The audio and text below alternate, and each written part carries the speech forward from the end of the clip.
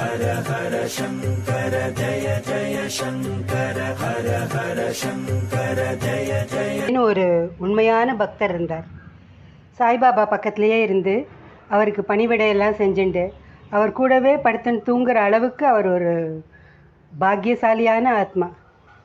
பாபாவோட ஆசையை தவிர அவர் வேறு எதையுமே எதிர்பார்த்ததில்லை.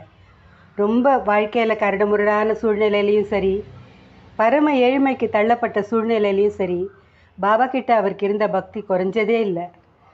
அவரோட இந்த சரணாகதி சாய்பாபாவுக்கு ரொம்ப பிடிச்சிருந்தது. அவன் என்னுடையவன் என்று மகள் சபாபதியை அடிக்கடி பாபா புகழ்ந்து பாராட்டிகிட்டே இருப்பார். 1886 வருஷம் இந்த உலகமே வியக்க வைக்கிற வகையில் ஷீரடி பாபா ஒரு அதிசயத்தை நிகழ்த்தி காமிச்சார். 3 நாட்கள் சமாதி நிலைக்கு போயிட்டு திரும்பி உயிரோடு வந்தார். அப்போது அதுக்கு மகள் சாபதியை தான் உதவிக்கு வச்சுட்டார். அந்த காலகட்டத்தில் சாய்பாபா ரொம்ப ஆஸ்மாவால் ரொம்ப கஷ்டப்பட்டு இருந்தார். மகான்களுக்கு கூட உடல் உபாதைகள்லாம் இருக்கும். ஆனால் அழியக்கூடிய இந்த உடம்புக்கு அவள்லாம் ரொம்ப முக்கியத்துவம் கொடுக்க மாட்டாள். ஒரு நாள் மார்கழி மாதம் பௌர்ணமி அன்னைக்கு மகள் சபாபதியை சாய்பாபா கூப்பிடுறார். கூப்பிட்டு 3 நாள் இந்த உடம்பை விட்டுட்டு ஆத்ம சஞ்சாரம் பண்ண போகிறேன், நான் அல்லாவை பார்க்கறதுக்காக மேல் உலகத்துக்கு போகிறேன், 3 நாட்கள் கழித்து திரும்பி இந்த உடம்புக்குள்ளே வந்துடுவேன், நான் திரும்பி வர வரைக்கும் இந்த உடம்பை பத்திரமா பாதுகாத்து வச்சுக்கோ, ஒருவேளை நான் அந்த 3 நாட்களுக்குள்ளே திரும்பி வரலன்னா மசூதிக்கு பக்கத்தில் இருக்கிற திறந்த வெளியில் என்னோடய உடம்பை புதைச்சிட்டு அதுக்கு மேலே 2 கொடிகளை அடையாளமாக நட்டுடு அப்படின்னு சொன்னார். பாபா இப்படி சொல்கிறது கேட்டதும் மகள் சாபதி ரொம்ப அதிர்ச்சி அடைஞ்சிட்டார், கண்ணீர் விட்டார். ஆனால் பாபா சொல்லிட்டார், உத்தரவை மீற முடியாது இல்லையா, பாபா உடம்பை 3 நாள் பத்திரமா பார்த்துக்கிறேன் அப்படின்னு அவருக்கு வாக்கு கொடுக்குறார்.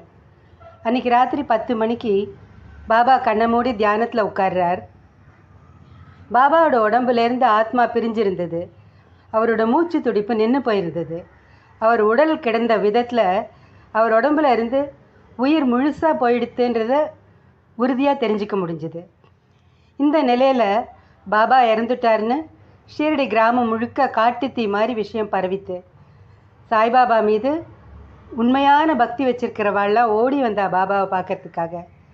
பாபாவோட உடலில் கடைசியாக ஒரு தடவையாவது பார்க்க மாட்டோமா அப்படின்னு மக்கள்லாம் கூட்டமாக முண்டி அடிச்சுன்னு மசூதிக்கு ஓடி வரா. இதுக்குள்ளே ஷீரடி கிராமத்து முன்சிஃப் பார்த்தேன்னு ஒருத்தர். அவருக்கு என்ன காரணமோ தெரியல, சாய்பாபாவை பிடிக்கவே பிடிக்காது. பாபாவை அவர் எதிரி மாதிரி நினச்சார். பாபா இறந்துட்டாருன்னு எல்லாரும் சொல்கிறத கேட்டுட்டு அவர் கிண்டல் பண்ணுறார். பாபா நீங்கள்லாம் கடவுள்னு சொல்கிறீங்க, மகான்னு சொல்கிறீங்க, அப்படின்னா அவர் தனக்கு வந்த சாவை ஏன் தள்ளி போடல, இப்படி திடீர்னு செத்து போக வேண்டிய அவசியம் என்ன அப்படின்னு எல்லாம் அவர் விதவிதமாக கிண்டல் பண்ணுறார். இதெல்லாம் சிலர்லாம் ஏற்றுக்கிறா அவர் சொல்கிறத, சிலர் அதை இல்லை மகான்களோட நிலை வேறுன்னு அவர் சொல்கிறதுக்கு எதிர்ப்பு தெரிவிக்கிறார். இதனால் சிலர் சப்போர்ட் கிடைக்கிறதுன்னு தெரிஞ்ச உடனே அந்த பார்த்தே ஷீரடியில் இருக்கிற சுற்றி இருக்கிற கிராமத்தில் எல்லாம் பிளேக் நோய் பரவிருக்கு. அதனால் இந்த பாபாவோட உடம்பை ஒரு நாளைக்கு மேலே வச்சுருந்தோன்னா கெடுதல், அதனால் இந்த ஊருக்கு ஆபத்தாயிடும், அதனால் உடனே அவரோட உடலை புதைச்சுள்ளாங்கிறார். மகள் சாபதி ஷீரடி ஊர் மக்கள்கிட்ட ஒரே ஒரு வேண்டுகோள், கண்ணறிய கண்ணீர் மல்கி அவர் கேட்குறார். பாபா ஆத்ம சஞ்சாரம் செஞ்சுட்டுருக்கார், 3 நாள் கழித்து திரும்பி வந்துடுவேன்னு எனக்கு வாக்கு கொடுத்துட்டு போயிருக்கார், அதனால் 3 நாள் பத்திரமா பார்த்துப்போம், ஒருவேளை பாபா 3 நாளில் திரும்பி உயிரோடு வரலன்னா பாபாவோட உடலை அடக்கம் பண்ணுறதுக்கு நான் சம்மதிக்கிறேன்னு சொல்கிறார். அதுக்கு அந்த பார்த்தேங்கிறவர், பிரிஞ்ச உயிர் எப்படியா மீண்டும் உடலில் வரும் கிண்டல் பண்ணுறார். அவருக்கு தெரிஞ்சது அவ்வளோதான். ஆனால் கிராம மக்களில் நிறைய பேர் 3 நாள் வெயிட் பண்ணலான்னு சொல்கிறத கேட்ட உடனே சரி, அவரால் வேறு ஒன்றும் சொல்ல முடியாது, ஊரை பகச்சுட்டு என்ன செய்ய முடியும். அந்த 3 நாளும் மகள் சாபதி சாய்பாபாவோட பக்கத்துலேயே உட்கார்ந்துருக்கார். 3 நாட்கள் முடிஞ்சுது. 4வது நாள் விடிகாலம்புற 3 மணி இருக்கும். பாபா உடல் லேசாக அசைய ஆரம்பிக்கிறது. சிறிது நேரத்தில் அவர் தன்னோட கண்ணை திறந்து பார்க்குறார்.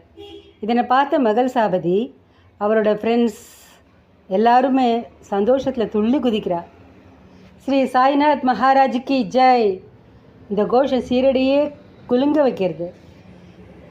அதுக்கப்புறம் ஷீரடி கிராமத்து ஜனங்க, அதிகாரிகள் எல்லாரும் சாய்பாபா கிட்ட 3 நாள் இந்த உடலை சமாதி நிலையில் வச்சுட்டு எங்கே போனீங்க அப்படின்னு கேட்குறா.